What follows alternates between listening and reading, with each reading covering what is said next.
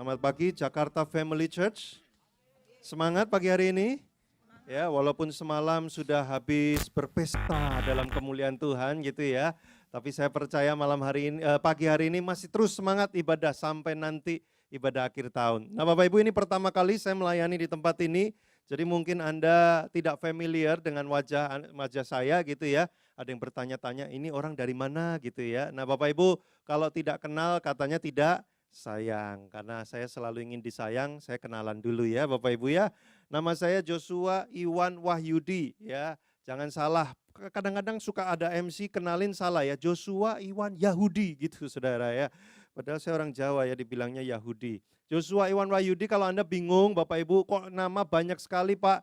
Semua nama digabung, ada Joshua, ada Iwan, ada Wahyu, ada Yudi, gabung semua ya. Nah, kalau Anda ketemu saya papasan di mana suatu hari nanti dan Anda ingat, ini yang kemarin nih. Nah Bapak Ibu, supaya Anda cepat ingat, panggil saja namanya Iwan Bapak Ibu ya. Karena Iwan artinya inilah pria menawan. Ya, nah, supaya Anda cepat ingat Bapak Ibu ya, karena saya juga sering di daerah Jakarta Barat ya. Siapa tahu nanti pas papasan di mana ingat, ini kemarin, inilah pria menawan ya. Saya datang dengan istri saya, ya juga dengan anak saya ya. Ini anak saya, kami nunggunya 14 tahun Bapak Ibu ya. Lewat kuasa mujizat akhirnya bisa muncul juga anak saya yang ini. Nanti kapan-kapan saya akan cerita ya, bukan hari ini, bagaimana kuasa Tuhan memberikan kami mujizat. Nah, hari ini saya akan berkhotbah masih ada kaitannya dengan suasana Natal Bapak Ibu. Banyak orang merayakan Natal happy ya, sukacita ya, terus kemudian image-nya kalau anak-anak sekolah minggu Natal itu dapat apa? Hadiah ya. Kalau orang dewasa Natal itu apa? Makan-makan ya. Anda sudah makan-makan Natal berapa kali bulan ini? Ya, sama teman kantor, sama teman gereja, sama teman yang bukan teman juga ya. Wah, makan terus ya Bapak Ibu ya. Kita merayakan Natal dengan sukacita dan hatinya ringan. Tapi Bapak Ibu, banyak yang tidak sadar bahwa Natal itu terjadinya tidak seringan itu. Untuk bisa terjadi Natal itu ada sebuah perjalanan yang berat bagi beberapa orang yang menjadi pelaku-pelaku pada kejadian waktu Natal itu terjadi. Nah, salah satunya kita akan melihat Maria ibunya Yesus. Ya, kita udah sering baca, oh ya Yesus lahir lewat seorang perawan ya namanya Maria ya, Maria ibunya Yesus. Ya udah. Tapi kita jarang memahami bahwa untuk Maria melahirkan Yesus itu ada sebuah pergumulan, beban, dan ada sebuah perjalanan yang sebenarnya tidak mudah untuk dijalani sebagai seorang manusia biasa. Nah Bapak Ibu, pagi ini kita akan melihat apa sih pergumulan Maria, seberapa besar gitu ya beban, resiko, konsekuensi yang harus ditanggung oleh Maria untuk dia memilih mengiyakan melahirkan bayi Yesus. Itu tidak semudah itu. Banyak di antara kita mungkin akan berpikir gini ya, wah seru ya jadi Maria ya, melahirkan Tuhan gitu loh ya. Wah kalau saya yang dipilih jadi itu mah, wah saya langsung pasang di sosial media ya. Nih ya, ini di dalam perut saya ini ada Tuhan nih. Wah kita akan langsung woro-woro ke semua orang. Kenapa? Karena Anda sudah baca Alkitab. Tapi kalau Anda hidup di zaman Maria waktu itu, nggak seseru itu. Nah gimana? Yuk kita baca yuk di Lukas pasal 1. Ya Bapak Ibu, Lukas pasal 1 kita akan baca satu perikop tentang kelahiran Yesus. Ayat 26 sampai 38 ya, 12 ayat kita akan baca. Nah, saya akan bacakan, Bapak Ibu simak baik-baik. Kalau Anda bawa Alkitab, Anda sambil baca Alkitabnya. Kalau Anda tidak bawa, Anda bisa baca di depan juga ya. Yang jelas jangan baca artikel capres ya, nanti aja itu ya. Lukas 1 ayat 26. Dalam bulan yang ke-6, Allah menyuruh malaikat Gabriel pergi ke sebuah kota di Galilea bernama Nazaret kepada seorang perawan. Perawan artinya belum pernah berhubungan intim sama sekali, yang bertunangan dengan seorang bernama Yusuf dari keluarga Daud. Nama perawan itu Maria. Ketika malaikat itu masuk ke rumah Maria, ia berkata, "Salam, hei engkau yang dikaruniai, Tuhan menyertai engkau." Maria terkejut, dia bingung, apa maksudnya mendengar perkataan itu. Lalu bertanya dalam hatinya, apa arti salam itu? Kok salamnya bilangnya begini, "Salam, hei orang yang dapat berkat." Dapat berkat apa? Ya, perasaan hidupnya lagi biasa-biasa aja, nggak ada sesuatu yang terjadi gitu ya. Kok salamnya begitu? Nah, ayat 31. Sesungguhnya engkau akan mengandung dan akan melahirkan seorang anak laki-laki, dan hendaklah engkau menamai dia Yesus. Ia akan menjadi besar dan akan disebut anak Allah yang maha tinggi, dan Tuhan Allah akan mengaruniakan kepadanya tahta Daud bapa leluhurnya. Dan ia akan menjadi raja atas kaum keturunan Yakub sampai selama-lamanya, dan kerajaannya tidak akan berkesudahan. Bapak Ibu, kalau Anda dengar kalimat ini kalimat bukan kalimat yang biasa. Ya, ini kalimat yang sangat luar biasa. Maria itu siapa ya? Dia bukan siapa-siapa, maksudnya dia penduduk biasa gitu ya. Dia bukan pejabat, dia bukan pemimpin agama sinagog, dia bukan orang yang punya posisi jabatan tertentu gitu ya. Lalu waktu malaikat datang dan ngomong sama dia bahwa Mesias akan lahir lewat rahim kamu, maka pertanyaan pertama yang diajukan adalah ayat 34. Kata Maria kepada malaikat itu, bagaimana hal itu mungkin terjadi karena aku belum bersuami? Bapak Ibu, saya mau beritahu begini, orang Israel pada zaman itu, pemikirannya tentang Mesias, itu mereka referensinya adalah seperti Daud. Karena pemerintahan Raja Daud itu adalah pemerintahan yang dirasa terbaik sepanjang zaman Israel, kerajaan Israel. Makanya kalau hari ini Anda lihat negara Israel, benderanya itu namanya adalah bintang Daud. Karena buat mereka Daud itu hebat banget. Raja terbaik sepanjang sejarah yang ada. Dan waktu ada nubuatan Mesias nanti akan lahir menyelamatkan Israel, dalam benak mereka itu mirip akan seperti Daud nanti. Seorang pahlawan datang perang menyelamatkan bangsa Israel. Wah, yang memimpin kerajaan dahsyat gitu ya. Itu dalam benak mereka yang namanya Mesias itu kayak gitu. Tidak pernah kepikiran dalam kepala mereka orang-orang Israel bahwa Mesias itu akan lahirnya itu dari orang biasa dan bahkan lahir dengan cara supranatural gitu ya. Nah, makanya Maria tuh bertanya gini, loh aku ini belum bersuami loh, aku ini masih perawan, kok aku bisa lahirin anak, gimana ceritanya? Nah, pergumulan pertama, selain mereka tidak pernah punya konsep bahwa Mesias itu akan lahir dengan cara yang biasa dan semuanya akan sederhana. Yang kedua adalah pergumulan Maria adalah begini, pada hari itu kalau sampai orang itu hamil sebelum dia menikah, itu sudah jelas dia akan disebut sebagai seorang pezina dan resikonya bisa-bisa adalah hukuman mati.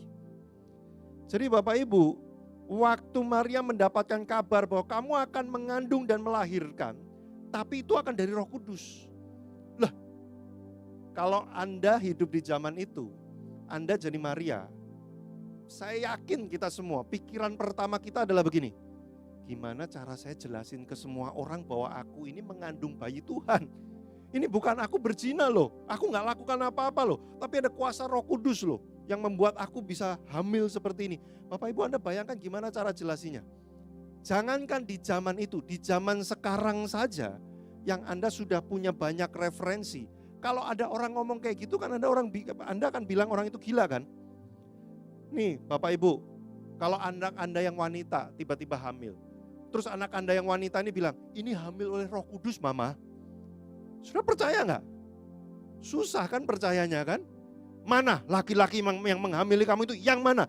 Enggak, ini dari Roh Kudus mama. Jangan bohong, kan gitu ya Bapak Ibu ya? Itu kita yang udah di zaman sekarang loh, yang udah banyak informasi, cerita dan sebagainya. Apalagi di zaman dulu yang kalau orang hamil sebelum menikah, itu artinya dia berzina. Siapa yang bisa percaya? Bapak Ibu bayangkan, kalau sampai Maria hamil, tetangganya nanya, loh kamu kan belum menikah, kalau sudah hamil gimana jawabnya? Bukan tetangga, keluarga besar. Coba bayangin ya, kalau Sincia, Maria nggak Sinciaan, orang Israel ya. Misalkan ada pertemuan keluarga gitu ya, kumpul, loh Maria kamu kok hamil, kamu udah nikah sama Yusuf. Jawabnya apa? Resikonya mati Bapak Ibu, karena dianggap berzina. Itu bukan sesuatu yang gampang. Kalau saya jadi Maria, waktu malaikat ngomong gitu, yang pertama kali ada di pikiran saya pasti gini, gawat nih. Ini boro-boro bisa melahirkan bayinya, Jangan-jangan baru 1 minggu, baru 2 minggu, saya udah langsung hilang ini. Atau minimal saya akan dibuang, dikucilkan di tempat yang udah gak ada orang sama sekali. Hidup saya akan jadi seperti apa? Bapak Ibu, kalau sampai Maria berpikir seperti itu normal reaksi manusia yang sangat wajar sekali. Tapi apa yang terjadi? Mari kita baca Bapak Ibu ya. Ayat 34, kata Maria kepada malaikat itu, bagaimana hal itu mungkin terjadi? Karena aku belum bersuami. Jawab malaikat itu kepadanya, Roh Kudus akan turun atasmu dan kuasa Allah yang maha tinggi akan menaungi engkau. Sebab itu anak yang kau lahirkan itu akan disebut kudus, anak Allah. Dalam bahasa lain maksudnya gini, gak usah pusing. Nanti Roh Kudus akan memenuhi kamu dan karena itulah kamu akan hamil. Jadi itu bayi adalah bayi dari Tuhan. Cuman pinjem rahim kamu doang aja. Jadi Bapak Ibu kalau ada orang yang bilang gini, ih Yesus kok diperanakkan oleh manusia? Sebenarnya enggak. Karena enggak pernah terjadi ada sperma manusia ketemu dengan sel telur manusia. Enggak ada. Jadi cuman pinjem rahim aja Bapak Ibu. Ya. Nah tapi kan ini sesuatu yang enggak bisa dijelaskan seenak itu. Ya kan? Di zaman itu maupun di zaman sekarang. Nah tapi kita lihat ya. Ayat 37 langsung. Sebab bagi Allah tidak ada yang mustahil. Nah ayat 38 bagus sekali Bapak Ibu ya. Mari kita baca bersama-sama ayat 38, 1, 2, 3. Kata Maria, sesungguhnya aku ini adalah hamba Tuhan. Jadilah padaku menurut perkataanmu itu. Lalu malaikat itu meninggalkan dia. Bapak Ibu tidak ada pertanyaan lanjutan. Satu-satunya pertanyaan Maria adalah gini, aku belum menikah, aku belum berhubungan intim dengan siapapun, bagaimana bisa aku akan hamil? Lalu malaikat menjawab, oh itu bukan hamil karena manusia, nanti Roh Kudus yang akan membuat kamu hamil dan bayi itu bayi kudus yaitu Mesias. Habis itu nggak ada pertanyaan lain Bapak Ibu. Kalau saya jadi Maria, saya akan punya banyak pertanyaan susulan berikutnya. Nanti saya kalau ditanya keluarga jawabnya apa malaikat? Udah ada contekannya belum? Nah, kayak debat capres Bapak Ibu ya, kan mereka siap-siap nanti kalau ditanya ini jawabannya ini, tanya ini jawabannya ini. Itu belajar semalam suntuk Bapak Ibu ya. Nah tapi Maria dia nggak nanya itu loh. Nanti kalau saya ditanya ini jawabannya apa? Terus nanti kalau saya dikucilkan gimana? Saya sama Yusuf ini gimana nih nasibnya nih? Lanjut terus atau gimana ini? Bapak Ibu, hari itu hidup Maria yang biasa ya, mungkin dia tiap hari ya udahlah kegiatannya gitu-gitu aja, bangun pagi ini biasa banget hidupnya. Tapi hari itu tiba-tiba terjadi sesuatu yang berbeda sama sekali. Dia menghadapi resiko untuk melahirkan seorang juru selamat. Resikonya apa? Dirinya sendiri akan bisa terkorbankan karena itu. Tapi kalimatnya Maria nggak ada yang bertanya. Kalimatnya Maria cuma satu, dia jawab begini, aku ini hamba Tuhan. Jadilah seperti apa yang Tuhan inginkan buat hidupku. Bapak Ibu mengucapkan kalimat ini tuh nggak gampang loh. Kalau malaikat datang di hadapanmu hari ini, ya misalkan siapa di sini, misalkan ada namanya Pak Jono, misalkan gitu. Pak Jono, engkau akan menerima 100 miliar dalam 1 minggu ini. Aku ini hamba Tuhan. Jadilah padaku apa yang kau ingini. Gampang kan ngomongnya ya? Bapak Ibu ya, kalau Anda bergumul seperti saya dan istri saya 14 tahun pengen punya keturunan, gak dapet-dapet. Lalu kemudian malaikat muncul di kamar kami dan bilang gini, tahun depan kamu akan punya anak. Saya akan bilang, aku ini hamba Tuhan, jadilah padaku apa yang kau ingini. Betul Bapak Ibu ya? Yang enak-enak kita mah gampang ngomong kalimat itu. Tapi buat Maria, itu bisa dibilang berkat, tapi kalau orang lihat, jangan-jangan merasa itu kutuk. Tapi Maria nggak melihat itu kutuk, Maria melihat itu berkat. Walaupun dia tahu konsekuensinya berat. Dia akan menghadapi banyak sekali tantangan untuk 9 bulan ke depan. Nggak cuma seminggu loh Bapak Ibu, 9 dan makin gede. Ya, rahimnya makin gede, semua orang makin nanya. Ya kan, kapan kamu married sama Yusufnya? Kok ini umurnya udah sekian bulan kandunganmu? Kamu kan marriednya baru sekian tanggal ini. Jawabnya apa Bapak Ibu? Anda nggak bisa jawab gini, ini Roh Kudus. Nggak ada yang percaya Bapak Ibu. Wah 9 bulan itu perjuangan sekali. Tapi Maria bilang begini, jadilah padaku apa yang kau ingini. Bapak Ibu, Natal tidak akan pernah terjadi kalau tidak ada ketaatan seorang Maria. Kalau tidak ada pemberian hidup, pengabdian hidup seorang Maria untuk dia bilang gini, aku ini hamba Tuhan.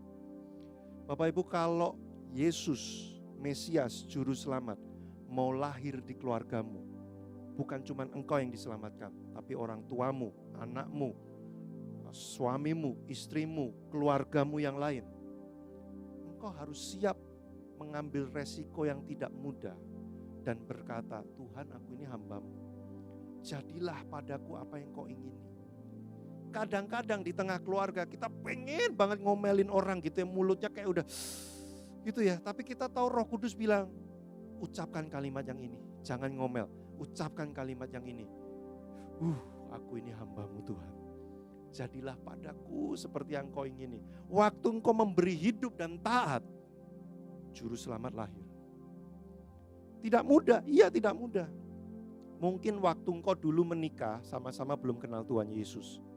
Di tengah perjalanan pernikahanmu, engkau kenal Tuhan Yesus lebih dulu, pasanganmu belum. Engkau berdoa buat pasanganmu, engkau pengen bawa dia kepada Tuhan Yesus. Konsekuensinya mahal harganya. Kenapa Bapak Ibu? Karena engkau harus menunjukkan bahwa Kristus ada dalam dirimu. Supaya Kristus bisa lahir dalam hidupnya dia. Wah, kadang-kadang itu tidak mudah. Betul atau betul Bapak Ibu ya? Lihat pasangan kita rasanya pengen ngomelin, rasanya pengen gampar gitu ya, rasanya kesel banget gitu ya. Tapi kita Roh Kudus ingetin, kita oh Tuhan, aku ini hamba-Mu. Jadilah padaku seperti yang kau inginkan. Di tempat kerja kita ya, wah yang lain lakukan gini. Kadang-kadang kita pengen ikut-ikutan, tapi Roh Kudus tegur, gak usah ikut, itu dosa. Gak mudah Bapak Ibu untuk bilang aku ini hamba-Mu Tuhan. Aku ikuti apa yang kau inginkan. Waktu engkau mengabdikan hidup seperti itu, Mesias akan lahir di tempat di mana engkau ada. Di keluargamu, di tempat kerjamu, dengan teman-temanmu. Orang Kristen di Indonesia mungkin cuma sekian persen. Tapi tetap kalau dalam segi jumlah, sebenarnya ya lumayan banyak juga Bapak Ibu. Tapi dengan orang Kristen yang sebanyak ini, kenapa dampaknya gak bisa sebesar itu? Mesias kok gak lahir-lahir di hati banyak orang lain? Karena kita tidak seperti Maria yang bersedia menjadi hamba Tuhan. Hamba Tuhan ini bukan pendeta loh Bapak Ibu. Kita semua ini hamba Tuhan. Hamba Tuhan itu artinya apa? Tuhan ngomong apa, saya akan ikutin. Tidak mudah. Banyak orang sulit untuk taat kepada Tuhan. Kenapa? Karena waktu kita dengar firman, biasanya kita akan bandingkan pakai apa? Pengalaman hidup kita. Kalau Anda tinggal di keluarga atau pengalaman hidup Anda itu keras dan sulit. Wah, orang sering tipu Anda, orang sering hantam Anda, orang sering sakiti hati Anda, orang sering manipulasi Anda. Waktu nanti Anda baca Alkitab dan ayatnya bilang begini ya, kasihilah ya, ampunilah, yang kayak gitu-gitu, Anda akan sulit taat. Kenapa? Karena Anda akan langsung bandingkan Alkitab atau firman Tuhan dengan pengalaman hidup Anda. Makanya kadang-kadang banyak orang Kristen duduk di ruangan seperti ini tiap hari Minggu, dengerin khotbah, dalam hatinya bilang gini, yang khotbah enak ya ngomongnya ya. Ngomong mah gampang. Gak tahu dia pernah gak rasanya diginiin. Nah Bapak Ibu kenapa? Karena Anda mulai bandingin dengan pengalaman hidup Anda. Semakin banyak pengalaman Anda, semakin banyak perbandingan Anda untuk Alkitab. Itu sebabnya seringkali orang yang paling sulit taat itu adalah orang yang paling banyak referensi di kepalanya. Waktu dia baca firman kayak gitu ya, dia akan langsung mikir, enggak, aku ngalamin enggak gitu. Aku perjalanan hidupku tuh gini. Itu yang khotbah pernah enggak? Itu yang khotbah agak bener dikit gimana sih? Padahal yang khotbah udah bener Bapak Ibu ya, berdasarkan Alkitab. Tapi menurut dia enggak bener, kenapa? Karena pengalaman hidupnya bilang enggak gitu. Bapak Ibu saya beritahu, firman Tuhan tidak selalu mudah dilakukan. Kalau firman Tuhan mudah dilakukan, kita semua ini jadi orang Kristen udah enak banget, nggak usah berjuang, betul nggak Bapak Ibu? Justru firman Tuhan memang kadang-kadang tidak mudah dilakukan. Tapi tidak mudah dilakukan bukan berarti tidak usah dilakukan. Bapak Ibu, kalau Anda ngajarin anak Anda hanya karena berjalan itu susah buat dia, Anda kan nggak bilang gini kan, udah duduk aja, udah nggak usah jalan ya, udah seumur hidup nggak usah jalan itu susah. Anda kan nggak gitu kan? Anda tetap encourage anak Anda untuk belajar berjalan walaupun susah dan jatuh terus, Bapak Ibu. Kenapa? Karena Anda tahu itu harus, itu penting. Melakukan firman mungkin sulit, tapi bukan berarti nggak usah gara-gara sulit. Karena itu harus, karena itu penting. Bapak Ibu, saya tahu melakukan firman Tuhan tidak mudah. Kadang-kadang kalau kita dengar pengkhotbah, kita rasanya pengen sambit yang khotbah.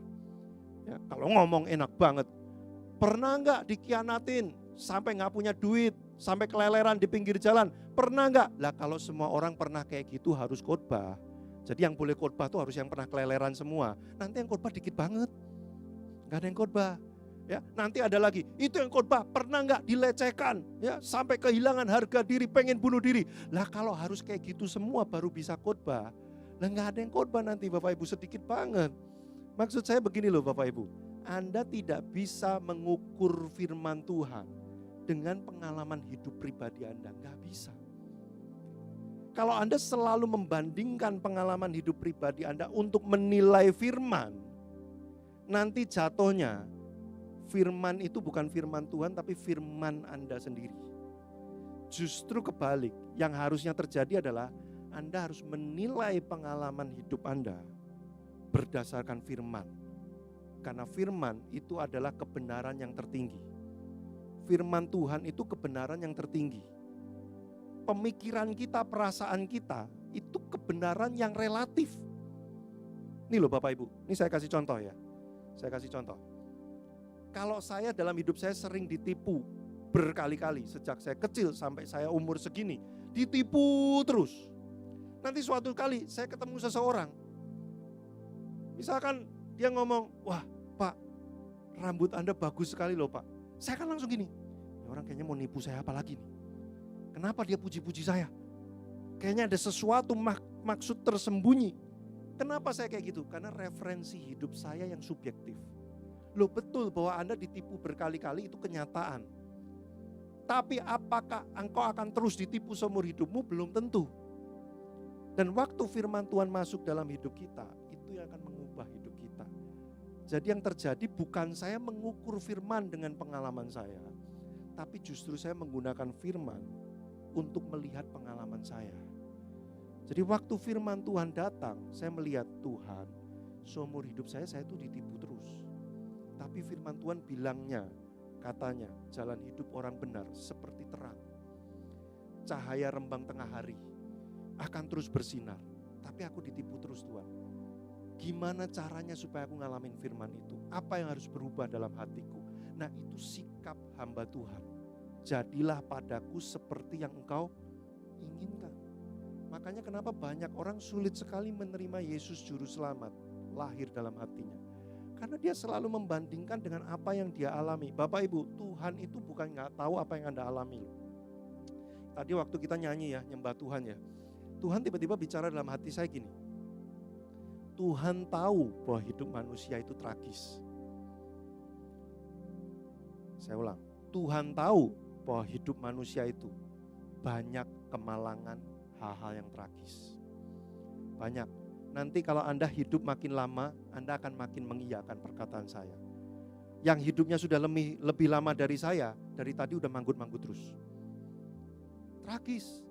Ada orang tua gedein anaknya susah-susah, begitu anaknya dewasa, orang tuanya dibuang, hartanya diambil, orang tuanya dikucilkan, gak diurusin. Banyak di kota kelahiran saya kayak gitu. Tragis. Waktu menikah, pesta, senyum-senyum, ketawa. 3 tahun kemudian somasi di pengadilan, hajar-hajaran. Saya ini konselor nikah dari tahun 2020. Kasus kayak gituan banyak. Sampai kalau saya lihat, video pernikahannya ya, wah malaikat turun dari langit kan saking spektakulernya ya kan. Kalau zaman sekarang menikah itu makin dahsyat, makin keren ya. Wah ada yang bunga mekar di mana-mana, ada malaikat turun dari langit, nanti ada makhluk keluar dari kolam dan sebagainya. Wah spektakuler. 3 tahun, 4 tahun, 5 tahun, 10 tahun, 9 tahun kemudian waktu mau cerai, udah kayak musuh bebuyutan. Hajar-hajaran di pengadilan, kalau bisa dipenjarain, kalau bisa tragis banget. Umur 42 tahun tiba-tiba kena stroke, meninggal, tragis. Banyak cerita tragis di sekitar kita. Justru karena Tuhan tahu kehidupan manusia itu gelap. Seperti lagu tadi itu loh. Hidup di dunia ini makin lama makin gelap Bapak Ibu. Jadi kalau Anda dengar gini ya, ini kan kita mau ganti tahun nih. Bapak Ibu setiap kali ganti tahun Anda akan familiar dengan orang ngomong begini, tahun depan akan lebih sulit. Ih, saya udah dari 10 tahun tuh. 10 tahun yang lalu orang selalu tiap kali mau ganti tahun ya, tahun depan akan lebih sulit. Tahun depan akan lebih sulit. Berarti kalau dengan sekarang udah 10 kali lebih sulit. Nah ini orang bilang lagi 2024 akan ribet, akan sulit banget. Udah biasa saya sampai ngomong gitu. Tiap tahun ngomongnya gitu terus. Tapi Alkitab bilang yang jahat akan semakin jahat, yang kudus akan semakin kudus. Kan ayatnya gitu. Jadi dunia ini memang akan makin gelap. Dan Tuhan tahu memang dunia makin gelap.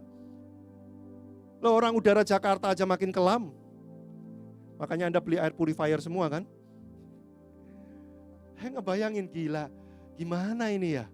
Orang flu di mana-mana ganti-gantian gitu ya, penyakit aneh-aneh ya muncul terus. Saya ngebayangin anak saya baru hampir mau 2 bulan. Anak saya nanti hidupnya kayak apa gitu ya. Aduh, makin gelap gitu ya. Wah, penipuan di mana-mana ya. Sekarang itu nipu gampang banget, online apa segala macam. Perang di mana-mana. Oh, dunia makin gelap. Tuhan tahu. Makanya dia turun ke dunia, ngasih harapan buat kita.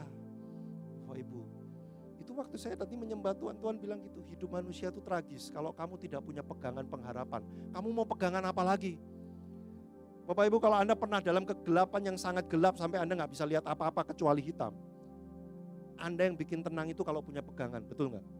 Anda tahu mau pergi kemana karena ada pegangannya. Oh ini tempat ini, oh ini tempat ini, oh ini tempat ini. Dan waktu Anda lihat satu titik aja cahaya, nggak usah cahaya besar, satu titik aja, Anda langsung penuh pengharapan. Oh itu ada cahaya, betul nggak Bapak Ibu? Itu Yesus di tengah dunia. Apa pengharapanmu kalau nggak ada Yesus? Perceraian di mana-mana, perang di mana-mana, manusia makin jahat, nggak ada yang bisa dipercaya. Dulu kita masih percaya orang gereja, sekarang agak susah juga, kan gitu kan? Saya ngomong apa adanya. Banyak penipuan di mana-mana. Kita sulit mempercayakan hidup kita sama orang lain. Kalau nggak ada Yesus sebagai pengharapan, apalagi Bapak Ibu. Tapi untuk percaya Yesus, kita harus seperti Maria. Aku ini hamba Tuhan. Tuhan mau lakukan apa? Jadi dalam hidupku. Sekalipun kita punya pengalaman banyak yang membuat kita sulit untuk percaya pada firman Tuhan, engkau harus punya keteguhan hati bilang begini, firman Tuhan kebenaran yang paling absolut. Pengalamanku relatif. Hanya karena aku pernah ditipu berkali-kali. Bukan berarti semua orang di sekitarku ini pernah ditipu berkali-kali. Cuman aku mungkin atau beberapa orang yang lain. Sehingga pengalamanku yang pernah ditipu berkali-kali ini tidak bisa serta-merta dipraktekkan pada orang lain. Tapi kalau firman Tuhan, kebenaran yang paling tertinggi, dia harus terjadi pada hidup siapapun. Baik ditipu berkali-kali maupun tidak pernah. Waktu Anda mengakui kebenaran itu, seperti Maria mengakui kebenaran perkataan dari Tuhan, jadilah padaku seperti yang kau ingin. Saya tutup khotbah saya. Cepet ya Pak ya. Cepet kan, gak berasa kan, makanya jangan tidur kalau saya khotbah Bapak Ibu. Kalau saya khotbah Anda tidur, bisa-bisa nanti buka mata udah bubar. Karena cepet. Ya. Nah Bapak Ibu ya, yang kedua, Anda tidak pernah baca di Alkitab manapun cerita tentang 9 bulan Maria bergumulnya kayak apa. Gak ada, tiba-tiba Anda baca udah lahir Tuhan Yesusnya. Tidak pernah dicatat bagaimana Maria menghadapi tetangga, bagaimana Maria menghadapi keluarga besarnya, apakah dia harus menyembunyikan diri selama 9 bulan di rumah terus supaya orang gak lihat dia. Yusufnya kalau ketemu orang dia kan tetap mesti kerja, cari duit kan. Jawabnya gimana? Tidak pernah ada cerita itu Bapak Ibu. Tiba-tiba Yesus lahir aja ceritanya. Kadang-kadang dalam hidup kita gak ada orang yang tahu perjalananmu yang penuh pergumulan. Gak ada yang catat, gak ada yang ceritakan, engkau bergumul seolah-olah sendirian. Tapi saya mau beritahu, sekalipun dunia di sekitarmu tidak tahu apa yang sedang menjadi pergumulan dan perjuanganmu, tapi Tuhan tahu. Di tempat yang paling tersembunyi, waktu engkau berdoa, Tuhan kok kayak gini ya, mau ngelakuin firman tuh kayak berat banget, karena kenyataan hidupnya tuh memang sangat berat. Oh Ibu, saya berkhotbah bukan berarti saya tidak pernah mengalami kesulitan hidup yang berat. Anda lihat saya kurus kan, ada alasannya Bapak Ibu ya. Bercanda ya, saya dari lahir emang udah begini ya. Tapi saya pernah punya pengalaman yang sulit sekali. Dan waktu pengalaman sulit itu terjadi, orang datang kepada saya bawa-bawa ayat Alkitab. Tuhan berkata gini. Hati saya itu gak gampang loh Bapak Ibu. Hati saya itu kayak, lu ngomong enak ya, coba deh ngalamin kayak saya. Susah gitu ya, berat. Anda mungkin gak bisa cerita sama orang lain waktu itu terjadi. Tidak ada yang mencatat pergumulan Maria dan Yusuf. Kita gak tahu apa yang terjadi hari itu. Tapi saya beritahu, Yesus tahu. Jangan Anda pikir Anda sendirian. Tuhan tahu apa yang sedang Anda pergumulkan. Bapak Ibu, kekristenan itu bukan karpet merah. Karpet merahnya nanti waktu di surga. Nanti waktu kita dibawa ke surga, karpet merah. Seru itu. Tapi selama kita hidup di dunia, bukan karpet merah. Menjadi orang Kristen atau enggak Kristen, tetap sama masalahnya, banyak. Bahkan kadang-kadang jadi orang Kristen, lebih banyak masalahnya. Kadang-kadang, enggak selalu ya, kok Anda wajahnya gitu sih? Anda langsung kayak kecewa gitu. Lah, tahu gitu saya nggak usah Kristen kalau banyak masalah ya gitu kan. Loh, ada orang gara-gara jadi Kristen masalahnya tambah banyak. Kenapa? Karena sejak dia jadi Kristen dia nggak mau korupsi lagi, dia nggak mau nyakitin orang, dia nggak mau nipu orang. Makin susah dia jadinya. Loh ada ya. Makanya saya beritahu, kekristenan itu bukan karpet merah, hidupnya enak, wah jalan baik-baik saja, semua orang baik, gak ada yang nipu dia ya. Oh pokoknya apapun yang dilakukan pasti jadi semua. Enggak gitu Bapak Ibu kekristenan tuh. Sama kita kayak orang non-Kristen. Kalau ada sakit ya sakit. Kalau ada masalah ya ada masalah. Kalau pas ada orang jahatin kita, ya dia bisa jahatin kita juga. Lalu bedanya di mana Pak? Bedanya kamu tidak menjalaninya sendirian. Waktu orang jahatin kamu tidak sendirian. Ada Tuhan yang akan bela kamu. Ada Tuhan yang akan kasih hikmat gini loh caranya. Kamu lakukan ini. Engkau tidak sendirian. Bapak Ibu, penderitaan yang paling berat itu adalah penderitaan yang dijalani sendirian. Nah, ini saya ulangi lagi, ini bisa jadi status WhatsApp. Ya. Penderitaan yang paling berat dijalani itu adalah penderitaan yang dijalani sendirian. Walaupun penderitaannya ringan, kalau dijalani sendirian jadi berat. Anda pernah nggak dulu zaman SD lupa ngerjain PR? Wah ya, mata pelajaran gurunya datang, buka PR-nya. Lah, aku lupa kalau ada PR. Gawat. Terus Anda lihat teman Anda kiri kanan, kamu ngerjain nggak? Enggak, aku juga lupa. Kamu ngerjain nggak? Enggak, aku juga lupa. Tenang hati kita. Banyak yang nggak ngerjain ya. Jadi walaupun nanti disetrap ya, walaupun nanti dihukum, tidak sendirian. Enteng jadinya. Walaupun di tengah matahari dijemur gitu bisa ketawa-ketawa, kamu nggak ngerjain. Jadi ringan padahal ada penderitaannya, betul nggak? Tapi coba, waduh aku nggak ngerjain. Kamu ngerjain nggak? Kerjain dong. Kamu ngerjain nggak? Kerjain. Cuman Anda yang nggak ngerjain. Itu walaupun Anda cuma suruh duduk di depan kelas aja, duduk, gak berdiri, duduk. Ada beratnya, aduh selama 40 menit mata pelajaran itu kayak muka mau ditaruh di mana gitu ya. Jadi berat banget. Ini Bapak Ibu saya beritahu, kekristenan tidak menjanjikan hidup yang mudah. Tapi kekristenan menjanjikan engkau tidak akan sendirian. Kenapa Yesus mesti lahir di dunia ini? Karena hidup manusia gelap dan tragis. Musa menulis di Mazmur, umur manusia 70 tahun. Kalau kuat 80 tahun. Kebanggaannya adalah kesukaran dan penderitaan. Itu menunjukkan apa? Hidup manusia itu susah. Untuk itu Yesus lahir. Karena dia tahu kita bakal susah 70, 80, 90 tahun. Dia gak mau biarin kita susah sendiri. Dia akan sertai kita. Immanuel, Tuhan beserta kita. Immanuel, not only God is with you, tapi Immanuel itu adalah God is for you. Tuhan untuk kita. Mungkin berat, tapi karena tidak sendirian, kita jadi lebih tenang. Bapak Ibu, tanpa ada Maria yang taat, tidak pernah ada pengharapan akan muncul. Ya bisa jadi Tuhan akan pakai orang lain, bukan lewat Maria. Tapi ketaatan Maria menghasilkan harapan lahir di dunia ini. Ketaatan kita akan menghasilkan Mesias lahir di kehidupan sekitar kita. Yang kedua, message-nya apa Bapak Ibu? Sekalipun tidak ada orang yang banyak tahu pergumulan Maria dan Yusuf, tapi Tuhan menyertai mereka. Makanya namanya Immanuel. Sekalipun hidupmu banyak pergumulan, tetapi engkau tidak ditinggalkan sendirian. Untuk itulah Yesus lahir di tengah kita. Jadi Bapak Ibu, 2 PR kita di akhir tahun ini, yuk kita renungkan pulang dari kebaktian ini adalah gini. Apa yang saya belum taat sama Tuhan selama ini? Tuhan minta saya lakukan ini, saya masih negosiasi, tawar-tawaran. Emang Mangga 2 aja sekarang udah sepi, ya kan? Masih nawar, jangan Tuhan ini karena pengalamanku dulu gini, aku pernah. Bapak Ibu, banyak orang Tuhan udah gerakin, ayo pelayanan, ayo memberi diri, yuk melayani Tuhan. Enggak mau, aku dulu melayani, aku malah dimanfaatkan sama pemimpinku di gereja sebelumnya. Aku malah diginiin, aku malah digituin. Bapak Ibu, doa sama Tuhan untuk menang dari masa lalumu. Taat, waktu engkau berkata aku hamba Tuhan, jadilah padaku seperti yang kau ingini. Tuhan akan mengambil alih. Tidak mudah perjalanannya, tapi engkau tidak ditinggalkan.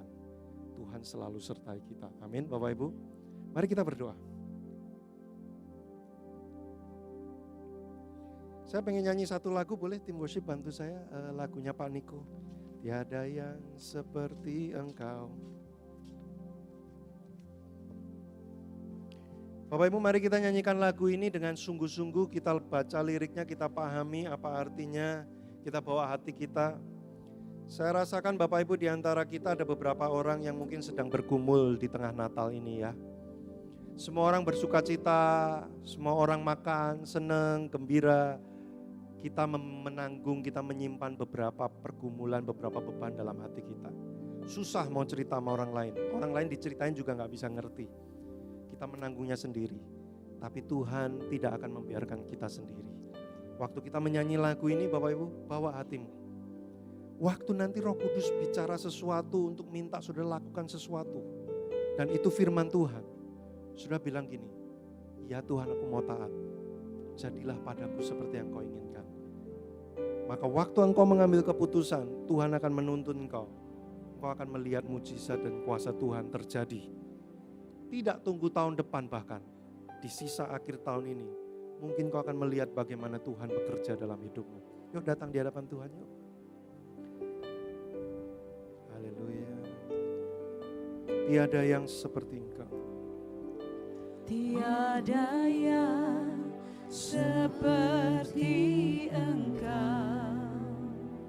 Oh ya. Begitu mengasihiku. Kau Tuhan sanggup menjawab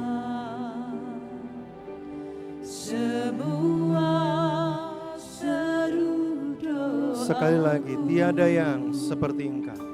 Tiada yang seperti Engkau. Begitu mengasihiku.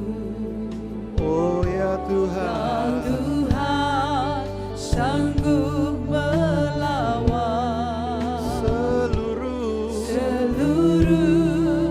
kehidupanku. Mari angkat hati dan katakan aku percaya. Oh, Tuhanku ajaib, Kau turun tangan. Kami percaya Tuhan. Oh, Kau sanggup. Percaya. Haleluya. Tuhanku dahsyat, Kau turun tangan. Oh, memberkatiku. sekali lagi aku percaya. Tuhanku ajaib, Kau turun tangan. Memulihkanku. Aku percaya. Tuhanku dahsyat, Kau turun tangan. Sekali lagi angkat hatimu, katakan aku percaya. Oh, bawa hati kita berserah di hadapan Tuhan. Oh, ini kami Tuhan. Oh, turun tangan dalam hidup kami. Oh, Tuhanku Tuhanku dahsyat. Sekali lagi, aku percaya. Haleluya. Mari kuatkan hati kami, biar kami melihat kasih setiamu Tuhan. Pengharapan, oh yang tiada pernah habisnya dalam hidup kami. Haleluya. Tuhan ku dahsyat, kau turun tangan, engkau turun tangan, sekali lagi terakhir katakan kau turun tangan. Memberkatiku.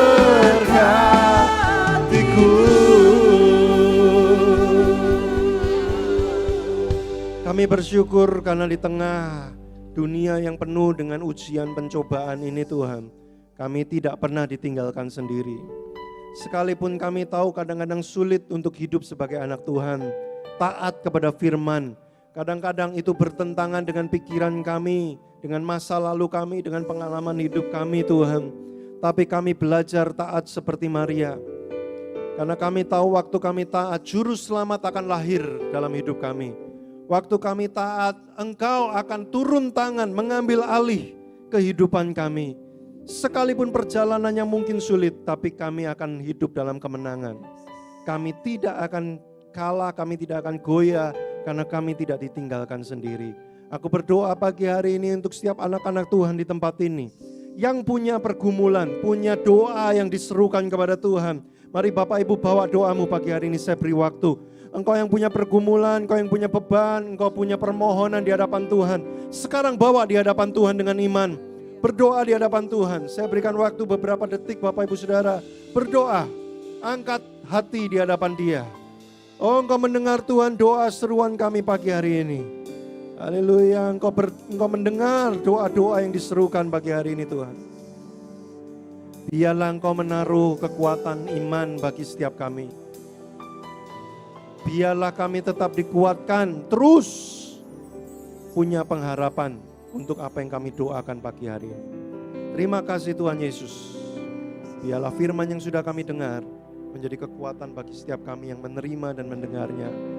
Saat ujian datang, saat kehidupan mulai sulit, firman-Mu muncul menjadi kekuatan, sehingga kami akan hidup dalam kemenangan. Terima kasih. Kami berdoa, kami mengucap syukur dalam nama Tuhan Yesus Kristus. Kami berdoa. Haleluya. Amin.